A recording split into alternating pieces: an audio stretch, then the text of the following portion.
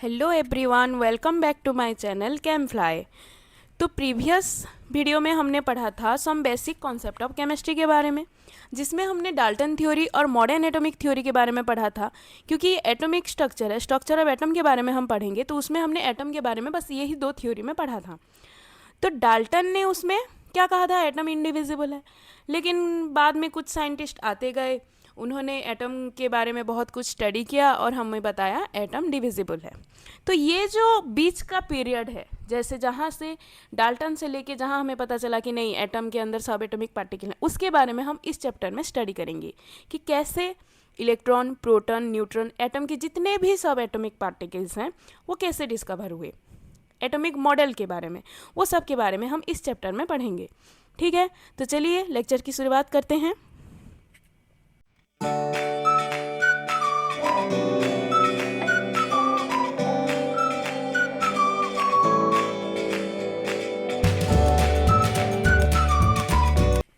तो यहाँ पे सबसे पहले क्या पढ़ेंगे हम, स्ट्रक्चर ऑफ एटम के बारे में, उसके सब एटॉमिक पार्टिकल्स के बारे में, बहुत सारे एटॉमिक मॉडल के बारे में, जितने भी एटॉमिक मॉडल हैं, बहुत से साइंटिस्ट देखे गए हैं एटॉमिक मॉडल जितने भी हम अब स्टडी कर रहे हैं।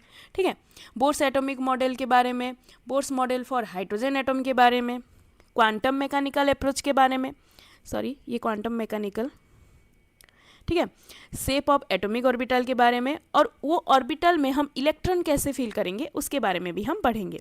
ठीक है, तो सबसे पहले हम देखते हैं कि एटम क्या है। एटम के बारे में तो हमने ऑलरेडी पढ़ रखा है, लेकिन थोड़ा रिकैप मारते हैं कि एटम क्या है। ठीक है, तो यहाँ पे हमें थोड़ा हिस्ट्री में जाना पड़ेगा। अभी तो हमें पता है ना कि एटम के अंदर इलेक्ट्रॉन, प्रोटॉन, न्यूट्रॉन है, तो ये चैप्टर पढ़ते टाइम हमें लगेगा अरे हमें तो पता है सब, अरे हमें क्यों बता रहे हैं ये, ऐसे लगेगा ना। तो हम थोड़ा हिस्ट्री में जाते हैं पीछे, जहाँ हमें डाल्टन एटॉमिक थ्योरी पे रुकना है जाके। डाल्टन ने क्या कहा था, एटम इंडिविजिबल है। ठीक है, एटम क्या है उनके हिसाब से, एटम अनकटेबल है, नॉन डिविजिबल है। तो एटम एक ग्रीक वर्ड है एटोमियो। ठीक है, उसका मीनिंग क्या है, अनकटेबल, नॉन डिविजिबल। तो एटम डिवाइड नहीं हो सकता कि कट भी नहीं हो सकता, और वो क्या है, fundamental particles of matter, matter का एक सबसे फंडामेंटल पार्टिकल्स है। ठीक है, और जॉन डाल्टन ने ही इसे डिस्कवर किया था, ये तो हमने पढ़ा।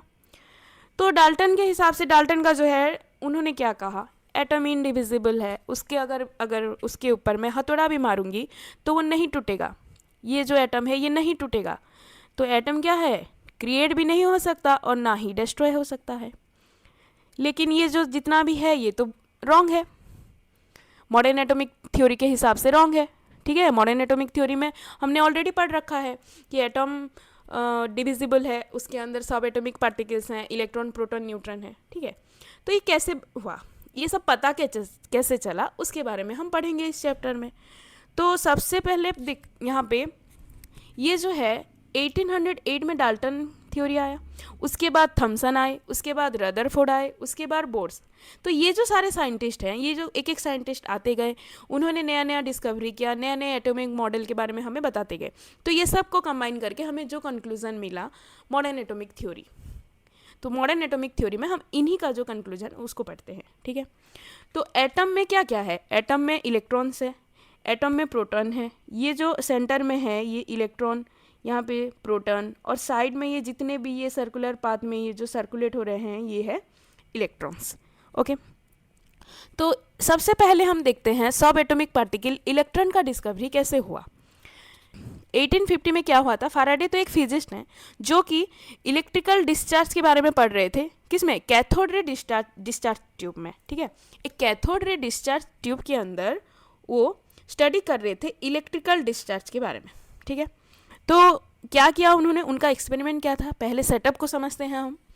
तो उन्होंने एक ट्यूब लिया था, ये है ग्लास ट्यूब। ठीक है, ये जो राउंड शेप का ये जो ट्यूब है ये है ग्लास ट्यूब। ठीक है, ये ग्लास ट्यूब में उन्होंने दो रॉड लिया था, एक कैथोड और एक एनोड। तो ये जो इलेक्ट्रोड हैं, ये जो रॉड हैं, ये क्या है, कैथोड मीन्स क्या है, ये एनोड क्या है। तो इलेक्ट्रोड जो है वो दो टाइप्स के होते हैं, इलेक्ट्रोड हमारा दो टाइप्स का होता है, एक है कैथोड और एक है एनोड। तो कैथोड जो है ये नेगेटिव इलेक्ट्रोड्स है, ठीक है, और एनोड जो है ये पॉजिटिव इलेक्ट्रोड है। तो ये जो ट्यूब के अंदर, ये ग्लास ट्यूब के अंदर दो इलेक्ट्रोड लिया है, ये जो ग्रीन कलर का है ये दो इलेक्ट्रोड है, एक है कैथोड और एक है एनोड, ठीक है। ये दोनों ही इलेक्ट्रोड को कनेक्ट किया है उन्होंने वायर में एक हाई वोल्टेज सोर्स के साथ, ठीक है, एक हाई वोल्टेज सोर्स के साथ कनेक्ट किया है, जहाँ पे ये ट्यूब के अंदर का जो प्रेशर है ये बहुत ही लो है। ये ट्यूब के अंदर का जो प्रेशर है ये बहुत ही लो प्रेशर है, ठीक है। ये वैक्यूम पंप से प्रेशर को लो किया गया है। तो जब इलेक्ट्रिक करंट पास करेगा ये दोनों ही इलेक्ट्रोड पे, तो क्या होगा, यहाँ पे कैथोड से कुछ रेज निकल के जा रहे हैं। देखो ये कुछ रेज निकल के जा रहे हैं किस तरफ, एनोड की तरफ। कैथोड से कुछ रेज निकल के जा रहे हैं एनोड की तरफ, ठीक है। तो ये जो रेज हैं ये दिखेंगे कैसे हमें, ये हमें दिखेंगे कैसे, वैक्यूम ट्यूब है तो उसके अंदर दिखेंगे कैसे। तो उसके लिए फैराडे ने क्या किया था, ये ट्यूब के अंदर जब भी ये निकल रहे हैं, ये कुछ रेज निकल रहे हैं, वो निकल रहे हैं या नहीं जानने के लिए उन्होंने क्या किया था, ये ट्यूब के एंड में इसको क्या किया था, फ्लोरोसेंट से कोटेक्ट किया था, जो कि जिंक सल्फाइड। उन्होंने क्या लिया था, जिंक सल्फाइड से ये ट्यूब के ये एंड को कोटेड किया था उन्होंने। इससे क्या होता है, क्यों किया था, इससे क्या होता है, जब भी कोई रे इसके ऊपर आके स्ट्राइक करेगा तो क्या होता है, इसमें थोड़ा लाइटिंग होता है, ठीक है, ये थोड़ा लाइटिंग होगा, तो उससे हमें पता चलेगा नहीं इसके अंदर कुछ पार्टिकल्स स्ट्राइक किए हैं, ठीक है। तो उन्होंने क्या देखा, तो ये पार्टिकल स्ट्राइक कैसे करेंगे मैम, अभी आप क्वेश्चन आया, यहाँ तो एनोड है, कैथोड से एनोड की तरफ जा रहा है, तो स्ट्राइक कैसे करेंगे। तो यहाँ पे उन्होंने क्या किया, ये एनोड के अंदर कुछ होल बनाए, जिसके अंदर से क्या होता है, वो जो कैथोड रे पास करके वो ट्यूब के एंड में जाके वो टकराएंगे, ठीक है। तो ये होल, ये एनोड के अंदर के होल से वो यहाँ पे टकराते हैं, जहाँ पे थोड़ा लाइटिंग होता है, जिससे हमें पता चलता है कि नहीं यहाँ से कुछ रेज निकल के जा रहे हैं, ओके। तो ये जो रेज हैं ये कैथोड से निकल के एनोड की तरफ जा रहे हैं, ठीक है। तो कैथोड जो है ये नेगेटिव है, एनोड जो है ये पॉजिटिव है। अगर ये रे पॉजिटिव की तरफ आ रहे हैं तो ऑब्वियसली कौन से चार्ज के होंगे, ये नेगेटिव चार्ज के होंगे। ये जो सारे रे हैं ये क्या हैं, ये नेगेटिव चार्ज हैं, ठीक है, ये नेगेटिव चार्ज के रे जा रहे हैं। तो इस रे को नाम दिया गया क्या, कैथोड रे। क्या कहा गया इसे, कैथोड रे कहा गया, ठीक है। तो कैथोड रे के जो प्रॉपर्टीज़ हैं वो हम देखते हैं क्या है। कैथोड से निकल के एनोड की तरफ जा रहा है, ऑब्वियसली मैम ये तो हमें पता ही है कि कैथोड से निकल के रे एनोड पे जा रहा है, ठीक है।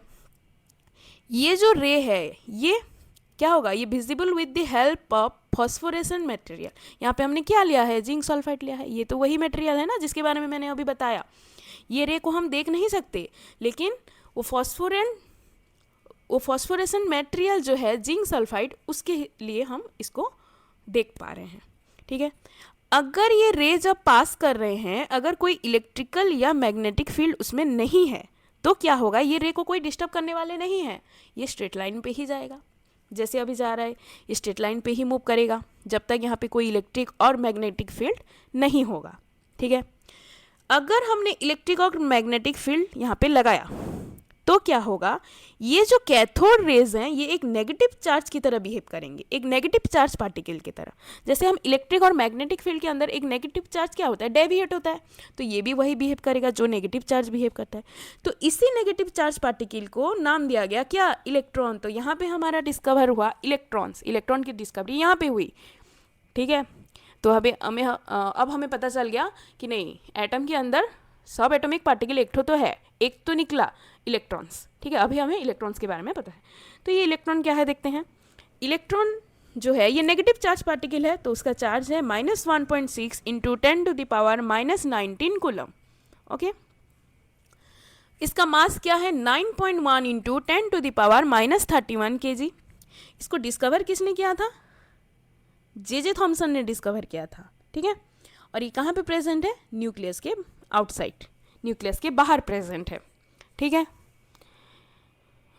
तो नेक्स्ट कुछ क्वेश्चन आए कि एटम के अंदर अगर नेगेटिव चार्ज पार्टिकल्स हैं, ठीक है, एटम के अंदर अगर नेगेटिव चार्ज पार्टिकल्स हैं तो एटम तो नेगेटिव होना चाहिए, एटम नेगेटिव होना चाहिए ना, लेकिन एटम नेगेटिव नहीं है, एटम तो न्यूट्रल है। तो वहाँ पे क्या हमें पता चला कि नहीं, एटम के अंदर कुछ पॉजिटिव भी हो सकते हैं, तब जाके जितने नेगेटिव हैं उतने पॉजिटिव हो सकते हैं, तभी तो एटम न्यूट्रल बनेगा ना। तो तभी क्वेश्चन आया कि नहीं एटम के अंदर कुछ पॉजिटिव भी हैं। तो उस टाइम 1886 में, क्या 1886 में गोल्डस्टाइन आए, ठीक है। उन्होंने क्या किया, ये जो कैथोड रे का जो एक्सपेरिमेंट है उसी में उन्होंने क्या देखा कि नहीं, अगर कैथोड से निकल के कुछ रेस एनोड की तरफ जा रहे हैं, कैथोड से निकल के अगर कुछ रेस एनोड की तरफ जा रहे हैं तो वहीं पे एनोड से निकल के कुछ कैथोड की तरफ भी आ रहे हैं, ठीक है। एनोड से निकल के कुछ कैथोड की तरफ भी आ रहे हैं। तो यहाँ पे क्या हुआ, तो उस रे को उन्होंने नाम क्या दिया, उनको नाम दिया वो कैनल रे, ठीक है।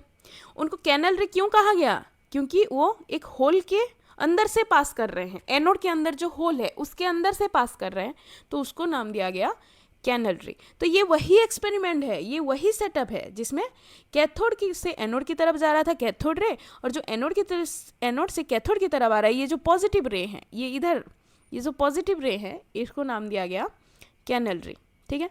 होल के अंदर से पास करें इसलिए कहा गया कैनल रे। तो यहाँ पे भी सेम ट्यूब लिया गया है, यहाँ पे भी सेम ही वोल्टेज जब इलेक्ट्रिसिटी पास करेगा तो तभी ये रेज निकल के आएंगे, ठीक है। तो यहाँ पे हम क्या देखते हैं, ये जो मास है ये पॉजिटिव पार्टिकल्स का, ये किसके ऊपर डिपेंड करता है, ये गैस के नेचर के ऊपर डिपेंड करता है, क्योंकि ये जो पॉजिटिव चार्ज है ये एक गैसियस आयन है, ठीक है। ये कैथोड रे के ऊपर डिपेंड नहीं करता कि कैथोड रे क्या है क्या नहीं, ये क्या है, ये सिंपली एक पॉजिटिव चार्ज गैसियस आयन है, तो ये उसके ऊपर डिपेंड करता है इसका मास, ठीक है। तो ये जो चार्ज पार्टिकल्स हैं ये भी सेम ही बिहेव करेंगे, मतलब ये क्या है, ये भी स्ट्रेट लाइन पे जाएंगे जब तक इलेक्ट्रिक और मैग्नेटिक फील्ड ना हो। और अगर हम इलेक्ट्रिक और मैग्नेटिक फील्ड यहाँ पे लगाएंगे तो तब क्या होगा, अगर वो नेगेटिव चार्ज जैसे बिहेव कर रहा था ये उसका ऑपोजिट बिहेव करेगा, ठीक है। ये कैसे बिहेव करेगा, opposite to that observe in electron और कैथोड रे। कैथोड रे का जो बिहेवियर था इलेक्ट्रिक फील्ड और मैग्नेटिक फील्ड की ओर, ये क्या होगा, उसका ऑपोजिट बिहेवियर शो करेगा, ठीक है। तो इसी पॉजिटिव पार्टिकल को नाम दिया गया प्रोटॉन, ये पॉजिटिव पार्टिकल को हम बोलेंगे प्रोटॉन, ठीक है। तो अभी डिस्कवर हो गए दो सब atomic particles, electron and proton, दोनों ही डिस्कवर हो गए। तो प्रोटॉन क्या है, प्रोटॉन किसने डिस्कवर किया, ई गोल्डस्टाइन, ठीक है। दोनों के चार्ज सेम है, इलेक्ट्रॉन का चार्ज जितना है प्रोटॉन का भी उतना है, बट यहाँ पे मैग्नीट्यूड अलग है, इलेक्ट्रॉन नेगेटिव चार्ज है बट प्रोटॉन पॉजिटिव चार्ज है, तो इसी का चार्ज है 1.6 इंटू 10⁻⁻19 कूलम, वहाँ पे था -1.6 इंटू 10⁻⁻19, ओके। मास क्या है, मास बहुत, यहाँ पे ये जो प्रोटॉन का मास है ये है 1.67 इंटू 10⁻⁻27, ठीक है।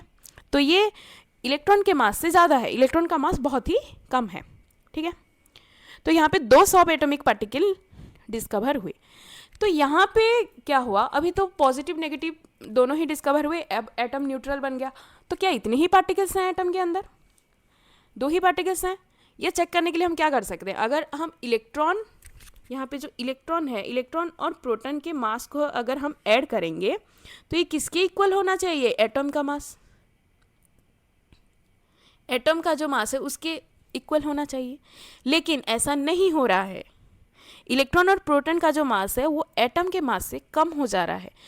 तो फिर क्वेश्चन आया कि क्या ऐसा चीज़ है जो कि मास के लिए रिस्पॉन्सिबल है, क्योंकि चार्ज तो न्यूट्रलाइज हो चुके हैं, एटम का जो चार्ज है वो न्यूट्रलाइज हो चुका है, atom as a whole neutral atom, neutral है वो। तो ऐसे कुछ सब एटॉमिक पार्टिकल और उसके अंदर हैं क्या जो कि बस मास के लिए रिस्पॉन्सिबल है बट चार्ज के लिए रिस्पॉन्सिबल नहीं है, ठीक है। तो उसके बाद डिस्कवर हुआ किसका, न्यूट्रॉन्स का, उसके बाद डिस्कवर हुआ न्यूट्रॉन्स का, ठीक है। तो न्यूट्रॉन किसने डिस्कवर किया और कब किया, 1932 में चाद्विक ने डिस्कवर किया था न्यूट्रॉन का, जो कि एक सब एटॉमिक पार्टिकल है which have no charge and a mass nearly equal to a proton, proton के एक मास के साथ इसका सेम है, ठीक है। प्रोटॉन और न्यूट्रॉन का मास सेम है, it was eventually called as neutron, ठीक है। चाद्विक ने डिस्कवर किया था सब एटॉमिक पार्टिकल, मैंने अभी कहा ना ये चार्ज नहीं है बट ये मास के लिए रिस्पॉन्सिबल है। तो अभी अगर हम देखेंगे प्रोटॉन, यहाँ पे अगर हम मिलाएंगे तो ये जो अभी मास हम प्रोटॉन, न्यूट्रॉन, इलेक्ट्रॉन जो भी है ये सबको अगर ऐड करेंगे तो एटम का टोटल मास के साथ सेम हो रहा है, ठीक है। Neutron are present in the nucleus, अब ये न्यूक्लियस क्या है ये तो हमने नहीं पढ़ा, पढ़ेंगे, न्यूक्लियस क्या है पढ़ेंगे हम, ठीक है। तो न्यूट्रॉन को हम डिनोट करते हैं स्मॉल n में, ठीक है। तो तीनों को अभी हम कंपेयर करते हैं। तो यहाँ पे हम देखेंगे कि तीनों को अगर कंपेयर करेंगे, इलेक्ट्रॉन, प्रोटॉन और न्यूट्रॉन, तो इलेक्ट्रॉन जो है डिस्कवर हुआ था बाय जे थॉमसन, प्रोटॉन को डिस्कवर किया था गोल्डस्टेन एंड न्यूट्रॉन को डिस्कवर किया था जेम्स चैडविक ने, ठीक है। यहाँ पे इलेक्ट्रॉन जो है ये नेगेटिव चार्ज है, -1.6 into 10⁻⁻19 coulomb. Same charge proton का है बट पॉजिटिव है, और न्यूट्रॉन का तो कोई चार्ज ही नहीं है, ये 0 है। मास क्या है इलेक्ट्रॉन का, बहुत ही कम, नेग्लिजिबल है, ये है 9.1 इंटू 10⁻31, ठीक है। लेकिन प्रोटॉन और न्यूट्रॉन का जो मास है ये इक्वल है, ये दोनों सेम है, ठीक है। ये न्यूक्लियस लोकेशन हम देखेंगे तो न्यूक्लियस के आउटसाइड में है इलेक्ट्रॉन, लेकिन उसके अंदर है प्रोटॉन और न्यूट्रॉन। तो ये जानने के लिए हमें और आगे पढ़ना पड़ेगा कि ये कैसे पता चला। ये लोकेशन जानने के लिए बहुत सारे एटॉमिक मॉडल्स आए, जिससे हमें पता चला कि इलेक्ट्रॉन, प्रोटॉन और न्यूट्रॉन कहाँ हैं, ठीक है। तो अभी मेन क्वेश्चन क्या आया, अभी हमने डिस्कवर कर लिया इलेक्ट्रॉन, प्रोटॉन, न्यूट्रॉन तीनों ही सब एटॉमिक पार्टिकल्स। अब हमने चेक किया मास, चार्ज, सब के हिसाब से नहीं, ठीक है, अब 3 डिस्कवर हुए, ये मास के साथ भी मैच हो रहा है और एटम का जो चार्ज है वो भी न्यूट्रल हो रहा है। तो अभी क्वेश्चन आया कि ये हैं कहाँ पे, क्या ये एटम के अंदर तीनों ही रैंडमली घूम रहे हैं, या फिर कैसे हैं, ये तीनों घूम रहे हैं, या फिर कांस्टेंट हैं, एक जगह बैठे हुए हैं, या एक के ऊपर एक बैठे हुए हैं, या एक ही जगह पे बैठे हुए हैं, क्या है ये, कैसे है। तो इसके हिसाब से क्या आया, जब न्यूट्रॉन का डिस्कवरी नहीं हुआ था उससे पहले जे थॉमसन ने तो इलेक्ट्रॉन डिस्कवर किया, गोल्डस्टेन ने प्रोटॉन डिस्कवर किया, उसके बाद जे थॉमसन ने ये एटॉमिक मॉडल बताया, जिसमें उन्होंने इलेक्ट्रॉन और प्रोटॉन कैसे करके एक एटम के अंदर हैं उसके बारे में बताया, जो कि एटॉमिक मॉडल जे थॉमसन का एटॉमिक मॉडल है, ठीक है। तो जे थॉमसन कौन है, जे थॉमसन कब 1898 में उन्होंने एक थ्योरी दिया था, जिसमें उन्होंने कहा कि एटम एक स्पेरिकल है, स्पेरिकल शेप का है, जिसके अंदर उसका जो मास है वो यूनिफॉर्मली डिस्ट्रीब्यूटेड है, ठीक है। मास जो है वो यूनिफॉर्मली डिस्ट्रीब्यूटेड है, और क्या है, उसको उन्होंने कंपेयर किया एक वाटरमेलन के साथ। अरे भाई, ये वाटरमेलन और एटम का क्या रिलेशन है, यहाँ पे क्वेश्चन आया वाटरमेलन और एटम का क्या रिलेशन है, देखेंगे कैसे उन्होंने वाटरमेलन के साथ एक एटम को कंपेयर किया था। तो इसको कहा जाता है जे थॉमसन का प्लम पुडिंग मॉडल और वाटरमेलन मॉडल, ठीक है। तो देखते हैं वहाँ वाटरमेलन के साथ उन्होंने एटम को कैसे कंपेयर किया। तो यहाँ पे देखो, ये मैंने एक लिया है वाटरमेलन को, एक बीच में से काट दिया है तो उसका आधा, ठीक है, ये लिया है। यहाँ पे हम देखते हैं ये रेड एरिया है वाटरमेलन का, और ये जो ब्लैक ब्लैक है उसकी सीड्स हैं, ठीक है। तो जे थॉमसन ने क्या कहा, जब वाटरमेलन को हम बीच में से काट देते हैं तो वहाँ पे ये जो रेड एरिया है, ये रेड एरिया क्या है, ये प्रोटॉन है, ये रेड एरिया क्या है, प्रोटॉन है, ये प्रोटॉन, और ये जो सीड्स हैं उसके ऊपर ये क्या है, ये इलेक्ट्रॉन्स हैं, ठीक है। तो ये जो इलेक्ट्रॉन्स हैं ये माइनस चार्ज हैं, ये माइनस चार्ज ऐसे सीड वो पॉजिटिव चार्ज के ऊपर हैं, ठीक है।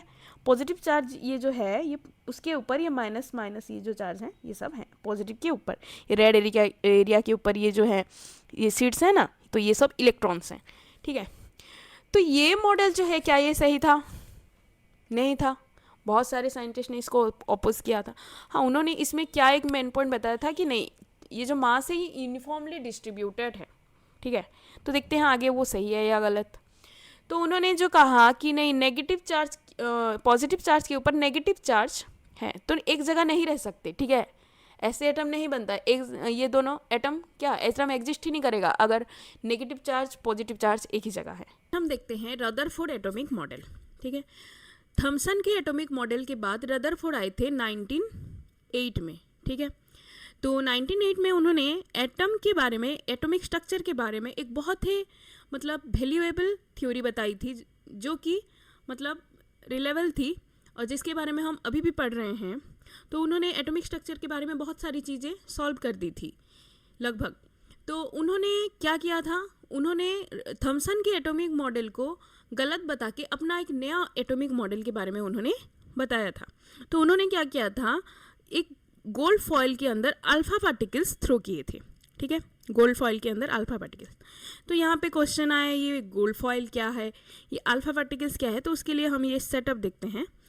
तो रदरफोर्ड एटॉमिक मॉडल में उन्होंने क्या किया था, एक गोल्ड फॉइल लिया था, ठीक है, गोल्ड फॉइल, एक पतली सी मतलब गोल्ड की फॉइल, और एक अल्फा पार्टिकल। तो अल्फा पार्टिकल्स क्या है, अल्फा पार्टिकल्स है एक हीलियम के जैसे है, जहाँ पे मास है 4 AMU एटॉमिक मास यूनिट, और वहाँ पे डबल पॉजिटिव चार्ज है, 2 पॉजिटिव चार्ज हैं, ठीक है, ये है अल्फा पार्टिकल्स। तो ये कहाँ से, अल्फा पार्टिकल कहाँ से रेडिएट होंगे, ये रेडियो एक्टिव सोर्स से। तो हमें एक रेडियो एक्टिव सोर्स चाहिए जहाँ से अल्फा पार्टिकल्स एमिट हो रहे हैं, ठीक है। तो उन्होंने क्या किया था, सबसे पहले समझते हैं एक्चुअल ये एक्सपेरिमेंट क्या था, ठीक है। तो इसमें क्या किया था उन्होंने, एक रेडियो एक्टिव सोर्स जिससे अल्फा पार्टिकल एमिट हो रहे हैं, ठीक है। कहाँ पे जा रहे हैं वो अल्फा पार्टिकल्स, एक गोल्ड फॉइल के ऊपर, वो थ्रो होके कहाँ पे थ्रो हो रहे हैं, ये गोल्ड फॉइल, ये जो दिख रहा है ये गोल्ड फॉइल के अंदर, ठीक है। और ये जो पतली सी स्लीट है ये है जिंक सल्फाइड की, ठीक है, जिंक सल्फाइड एक फ्लोरोसेंट हमने लिया है स्लीट, तो ये उसके ऊपर जाके स्ट्राइक कर रहे हैं। रे हमें दिखेगा नहीं ना, ये अल्फा पार्टिकल्स जब हम थ्रो करेंगे तो ये कहाँ पे तो टकराना चाहिए, जैसे हमें पता चलेगा, इसका हमें दिखेगा, ठीक है। तो उसके लिए क्या लिया गया है, ये जिंक सल्फाइड का एक तो स्क्रीन, ठीक है, डिटेक्टिंग स्क्रीन है ये, इसमें डिटेक्ट होगा जो भी मतलब पार्टिकल्स कहाँ जा रहा है, कहाँ पे स्ट्राइक कर रहा है, उसका डायरेक्शन क्या है। तो इसको और अच्छे से समझने के लिए हम ये सेटअप देखते हैं, ठीक है। तो यहाँ पे है गोल्ड फॉइल, ये जो राउंड वाला दिख रहा है आपको ये है गोल्ड फॉइल, ठीक है। ये जो है यहाँ से अल्फा पार्टिकल्स, बहुत सारे alpha particles, millions of alpha particles throw हो रहे हैं ये रेडियो एक्टिव सोर्स से, ठीक है। ये अल्फा पार्टिकल्स जब थ्रो हो रहे हैं तो क्या हुआ, अल्फा पार्टिकल्स तो बहुत ही हैवी है, ठीक है, 4 AMU मतलब बहुत ही ज़्यादा हैवी है। तो रदरफोर्ड ने क्या सोचा होगा कि एक एटम के अंदर, अगर वो सोचेंगे थॉमसन के हिसाब से तो क्या सोचेंगे, एक एटम के अंदर पॉजिटिव नेगेटिव चार्ज चारों तरफ है तो क्या ही होगा, अल्फा पार्टिकल तो बहुत ही हैवी मास है, 4 AMU बहुत ही हैवी होता है, तो ज़्यादा से ज़्यादा क्या होगा, एक प्रोटॉन से तो टकराएगा, टकरा के क्या ही होगा, वापस तो नहीं आने वाला, क्योंकि प्रोटॉन का मास बहुत कम है, तो टकरा के थोड़ा सा डेविएट होगा। ये उनका एक्सपेक्टेड रिजल्ट था कि वो ऐसे सोच के एक्सपेरिमेंट किए थे। लेकिन क्या हुआ, यहाँ पे जब ये एक्सपेरिमेंट चालू हुआ, जब वो अल्फा पार्टिकल को उन्होंने गोल्ड फॉइल पे थ्रो किया तो क्या हुआ देखते हैं। यहाँ पे जो ये है कुछ अल्फा पार्टिकल्स ये वाले जो जा रहे हैं ये सीधा जा रहे हैं, पूरा सीधा एटम के अंदर से, वो गोल्ड फॉइल के अंदर से पूरा ही सीधा जा रहे हैं, ठीक है। ये जो अनडिफ्लेक्टेड अल्फा पार्टिकल्स हैं ये पूरा सीधा जा रहे हैं, ठीक है। कुछ कुछ अल्फा पार्टिकल्स जो हैं यहाँ पे डेविएट हो रहे हैं, जैसे यहाँ पे ये रास्ते में जा रहे हैं, सेंटर के पास जब आए ऐसे डेविएट हुए, ठीक है, यहाँ से डेविएट हो रहे हैं, ये दिख रहे हैं आपके, ये अल्फा पार्टिकल्स डेविएट हो रहे हैं। ऐसे ही सेम कुछ कुछ अल्फा पार्टिकल्स सीधा जा रहे हैं, कुछ कुछ अल्फा पार्टिकल्स डेविएट हो रहे हैं। लेकिन बहुत ही ज़्यादा मतलब ये लाखों में एक ऐसे सोचेंगे हम कि मिलियंस ऑफ अल्फा पार्टिकल्स जो हैं उनमें से कुछ अल्फा पार्टिकल्स क्या हो रहा है, जिस रास्ते से जा रहे हैं उसी रास्ते से वापस आ रहे हैं। तो ये कैसे हुआ, ऐसा क्या है जो ये 4 AMU का जो मास है, ये अल्फा पार्टिकल इतना हैवी है, ये किससे टकरा के वापस आ जा रहा है, ऐसा क्या है, प्रोटॉन से बड़ा क्या है, प्रोटॉन तो बहुत ही छोटा, प्रोटॉन का मास बहुत ही कम है, तो ऐसा क्या हैवी मास है जिससे टकरा के ये वापस आ जा रहा है, ठीक है। तो ये जो पूरा वापस आ गए हैं, जिस रास्ते से ये अल्फा पार्टिकल गए उसी रास्ते से वापस आ रहे हैं।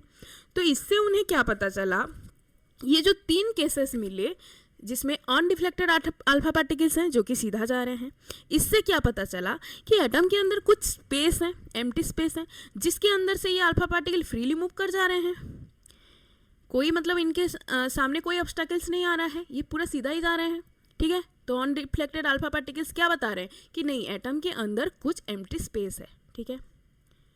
नेक्स्ट, जो थोड़े डेविएट हो रहे हैं, स्मॉल डिफ्लेक्ट हो रहे हैं, वो अल्फा पार्टिकल हमें क्या बता रहे हैं कि नहीं, वो उससे हमें क्या पता चल रहा है कि नहीं अल्फा पार्टिकल पॉजिटिव है, ये पॉजिटिव है तो किससे वापस आएगा, किससे रिपल्सन होगा इसका, ऑब्वियसली कोई पॉजिटिव चार्ज से ही टकरा के वापस आएगा, नेगेटिव से तो आएगा नहीं।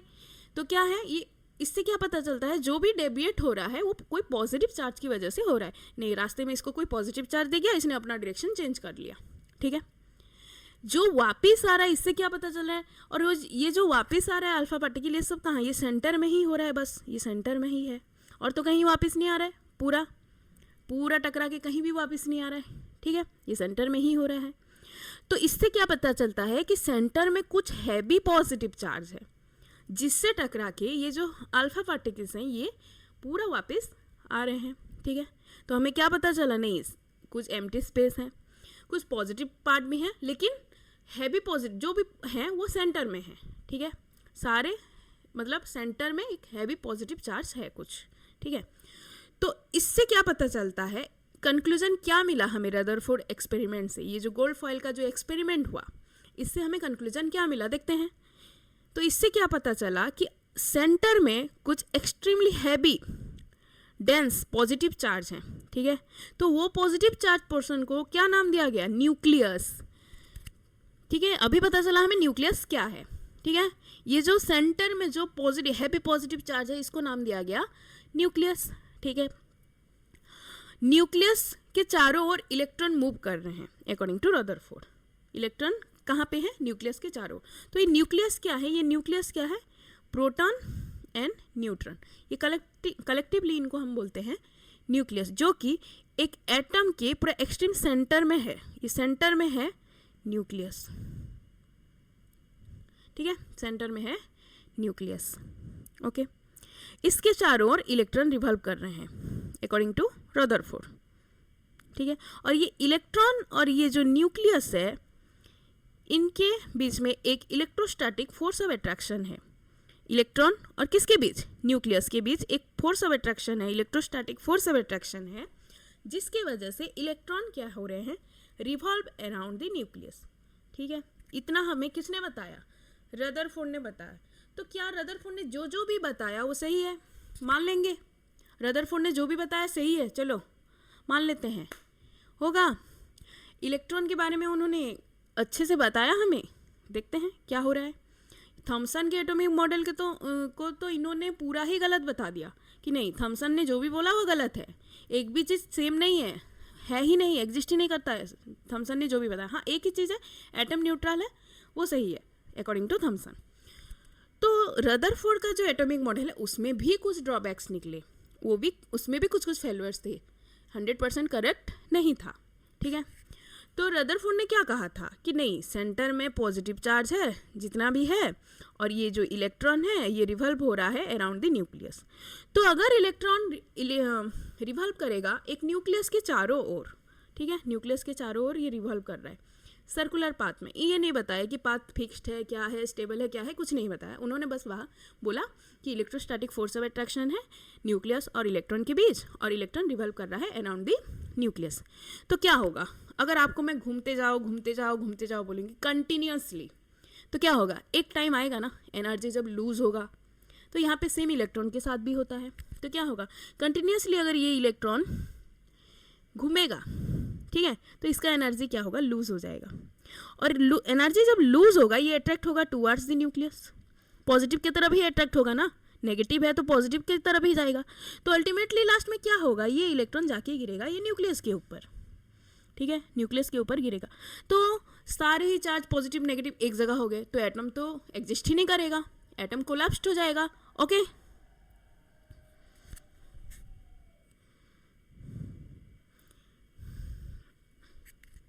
तो ये था रदरफोर्ड एटॉमिक मॉडल का ड्रॉबैक्स। तो रदरफोर्ड ने क्या कुछ चीज़ें सही बताई, जैसे कि एटॉमिक स्ट्रक्चर में इन्होंने पोजीशन ऑफ इलेक्ट्रॉन तो गलत बताए, लेकिन position of neutron and proton वो सही बताए। न्यूक्लियस की डिस्कवरी के बारे में इन्होंने बताया, न्यूक्लियस क्या है, कहाँ पे प्रेजेंट है, सेंटर में है, ये सब। तो यहाँ पे आधा थ्योरी सही था, लेकिन इलेक्ट्रॉन का जो पोजीशन था उसके बारे में क्लियर आइडिया हमें नहीं मिला। तो अभी बात है, अभी ये इलेक्ट्रॉन कहाँ पे है, अभी तो हम क्लियर हो गए कि नहीं 3 सब एटॉमिक पार्टिकल्स हैं, उसमें से 2 जो हैं प्रोटॉन प्लस न्यूट्रॉन वो सेंटर में है, ठीक है, सेंटर में है, ठीक है। तो अभी इलेक्ट्रॉन के बारे में हमें पढ़ना है। तो नेक्स्ट कुछ साइंटिस्ट आए जिन्होंने इलेक्ट्रॉन के बारे में भी हमें बताया। तो उससे पहले हम कुछ चीज़ें देखते हैं, जैसे कि atomic number and atomic mass, ठीक है। तो एटॉमिक नंबर क्या है, अभी एटॉमिक नंबर, तो एटॉमिक नंबर क्या है, एक एटम के अंदर नंबर ऑफ प्रोटॉन और number of electron in a neutral atom. तो यहाँ पे न्यूट्रल बात कहाँ से आया, ठीक है। तो अगर हम एटम के अंदर इलेक्ट्रॉन के बारे में बोलेंगे। तो इलेक्ट्रॉन क्या है, इलेक्ट्रॉन मूव करते रहता है। तो अगर कोई आयन में लेंगे, अगर इलेक्ट्रॉन मूव कर रखा है कोई पॉजिटिव या नेगेटिव में, इलेक्ट्रॉन तो कांस्टेंट नहीं है ना, तो इलेक्ट्रॉन को हम एटॉमिक नंबर के हिसाब से कंसिडर नहीं कर सकते। अभी देखेंगे अभी अगर हमने देखा हाइड्रोजन पे 1 इलेक्ट्रॉन है, ठीक है। हाइड्रोजन अगर प्लस बन गया, H+ हो गया, हाइड्रोजन पे अभी 1 इलेक्ट्रॉन है। तो हाइड्रोजन अगर प्लस बन गया तो अभी तो इसमें इलेक्ट्रॉन ही नहीं है, तो क्या एटॉमिक नंबर नहीं है इसका? तो क्या इसीलिए कहा गया है कि न्यूट्रल एटम पे ही नंबर ऑफ इलेक्ट्रॉन कंसीडर करते हैं, नहीं तो हम नंबर ऑफ प्रोटॉन को ही एटॉमिक नंबर के हिसाब से कंसीडर करते हैं। और एक एटम में प्रोटॉन के नंबर जितने हैं उतने ही नंबर ऑफ इलेक्ट्रॉन प्रेजेंट रहते हैं। The number of proton is equal to number of electron, ठीक है। तो इसको हम एटॉमिक नंबर बोलते हैं और इसको डिनोट करते हैं the letter Z, capital Z, ठीक है। एटॉमिक नंबर को हम कैपिटल Z में डिनोट करते हैं। जैसे हाइड्रोजन में एक प्रोटॉन है तो हाइड्रोजन का एटॉमिक नंबर हुआ 1, ठीक है।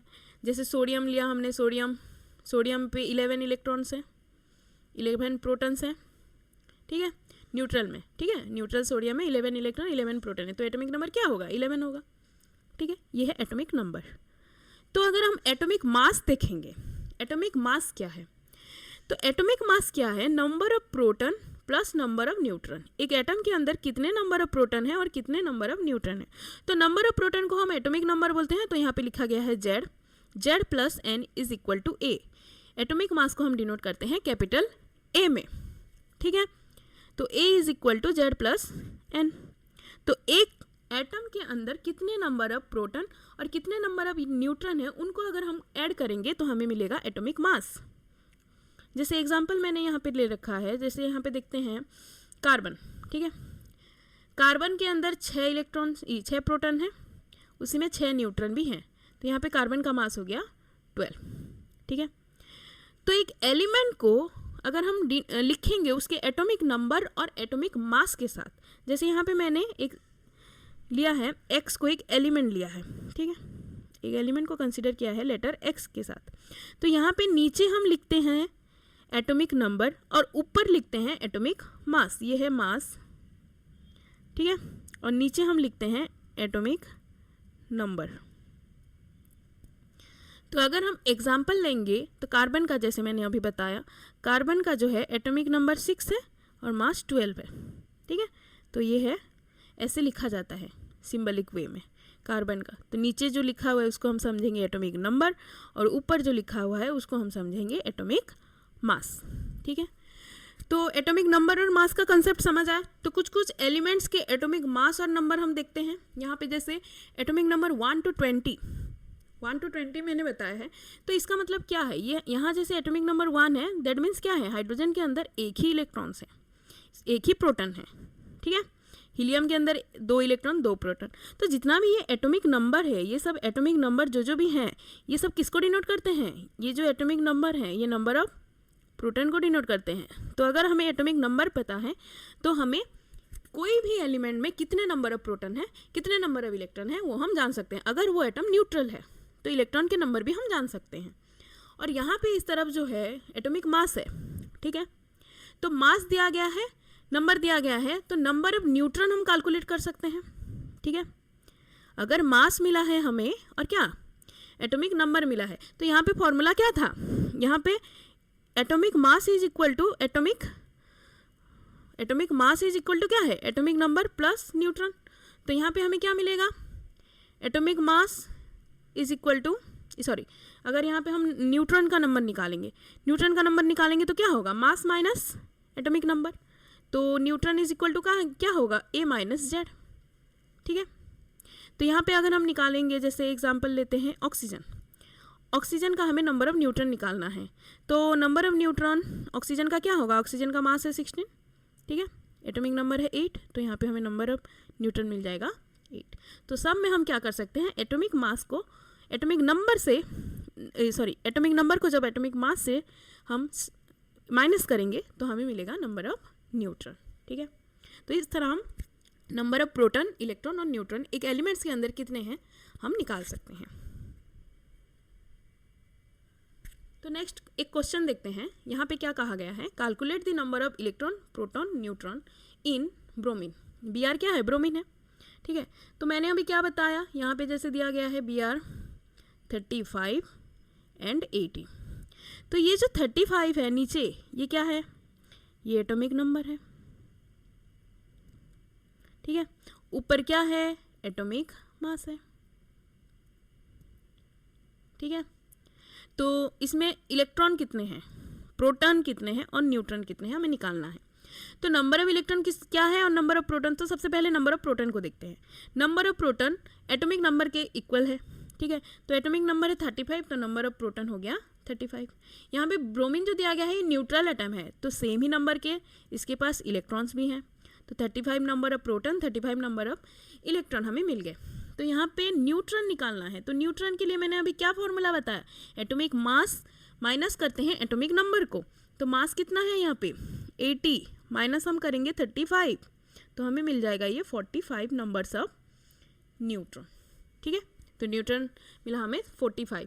तो ये सब को जब हम मिलाएंगे, प्रोटॉन प्लस न्यूट्रॉन करेंगे यहाँ पे, तो हमें ये मिलेगा, प्रोटॉन प्लस न्यूट्रॉन अगर हम यहाँ पे करेंगे तो हमें ये मिलेगा 80, ठीक है।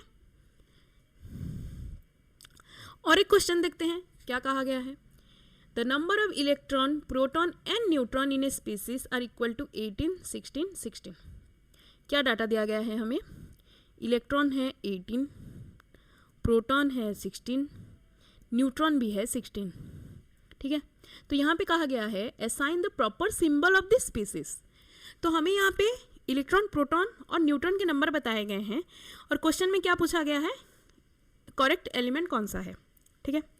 तो यहाँ पे क्या देखते हैं हम, इलेक्ट्रॉन का नंबर और प्रोटॉन का नंबर इक्वल नहीं है। हमने तो जितना पढ़ा number of proton is equal to number of electron होता है, लेकिन यहाँ पे तो सेम नहीं है। तो क्या देखेंगे यहाँ पे जो नंबर ऑफ इलेक्ट्रॉन्स हैं ये ज़्यादा हैं प्रोटॉन से। इसका मतलब क्या है, जो भी एलिमेंट्स हैं उसके ऊपर क्या है, 2 माइनस चार्ज हैं। जो भी एलिमेंट है उसके ऊपर क्या है, एक्स्ट्रा 2 माइनस चार्ज है, ठीक है। तो सबसे पहले हम देखेंगे एटॉमिक नंबर, ठीक है। तो एटॉमिक नंबर क्या है, atomic number is equal to number of proton, तो नंबर ऑफ प्रोटॉन हुआ 16, ठीक है। देन हम देखेंगे एटॉमिक मास। तो एटॉमिक मास क्या है, प्रोटॉन प्लस न्यूट्रॉन, तो हमें क्या मिलेगा 16 प्लस 16, तो ये बन गया 32, ठीक है। तो 16 एटॉमिक नंबर किसका है, 16 एटॉमिक नंबर किसका है, सल्फर का है। तो यहाँ पे सल्फर 16, ठीक है। मास कितना है 32 है। तो ये जो सल्फर है, अब इलेक्ट्रॉन का ये कैसे बताएंगे, तो ये सल्फर के ऊपर -2 चार्ज है, ठीक है। ये सल्फर के ऊपर कितना -2 चार्ज, तो ये क्या डिनोट करता है, ये जो -2 है ये डिनोट करता है वो एक्स्ट्रा 2 इलेक्ट्रॉन जो कि है 18, नहीं तो 16 होता ना, न्यूट्रल होता तो कितना होता 16 होता।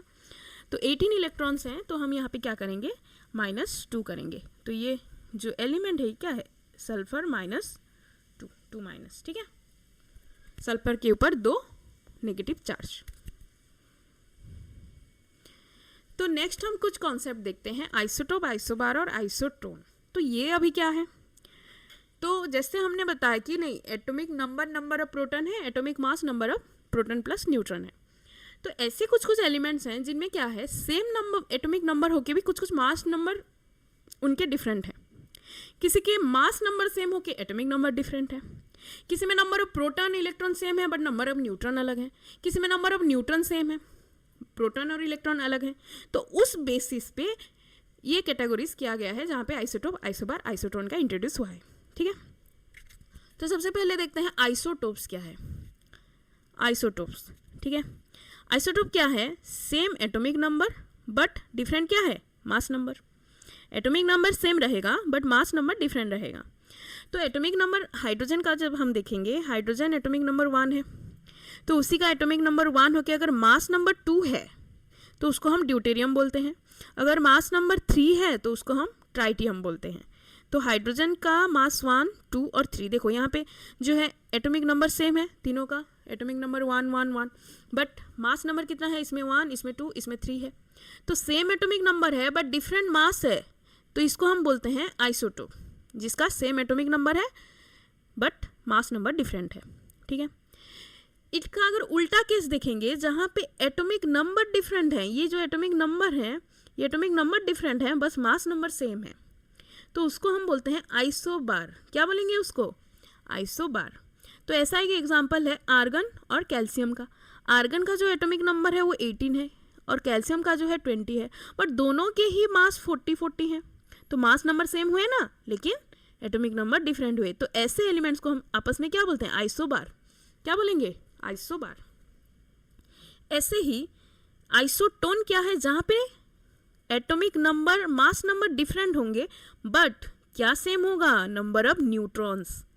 ठीक है, और नंबर ऑफ न्यूट्रॉन हम कैसे निकालेंगे? यहाँ पे चेक करेंगे। देखो मैंने यहाँ पे एग्जांपल लिया है पोटेशियम का और कैल्शियम का। तो पोटेशियम में अगर नंबर ऑफ न्यूट्रॉन निकालेंगे तो हम क्या करेंगे? मास को मास से डिवाइड ये माइनस करेंगे किसको? एटॉमिक नंबर को। तो मास है 39, एटॉमिक नंबर है 19। ठीक है, तो यहाँ पे कितना आया? 20 आया नंबर ऑफ न्यूट्रॉन। सेम अगर ये मैंने पोटेशियम का निकाला, अगर सेम मैंने कैल्शियम का अगर नंबर ऑफ न्यूट्रॉन निकालूंगी तो क्या आएगा? 40 माइनस 20, ये भी आया 20। ठीक है, तो दोनों ही सेम हुआ, नंबर ऑफ न्यूट्रॉन दोनों का सेम हुआ ना। तो ऐसे एलिमेंट्स को हम बोलते हैं आइसोटोन। ठीक है, जिसमें atomic number mass number different है, प्रोटॉन और इलेक्ट्रॉन के नंबर दोनों ही डिफरेंट हैं। ठीक है, बट ये जो न्यूट्रॉन्स हैं ये न्यूट्रॉन होंगे सेम। ठीक है, तो आज के इस वीडियो में हम इतना देखते हैं।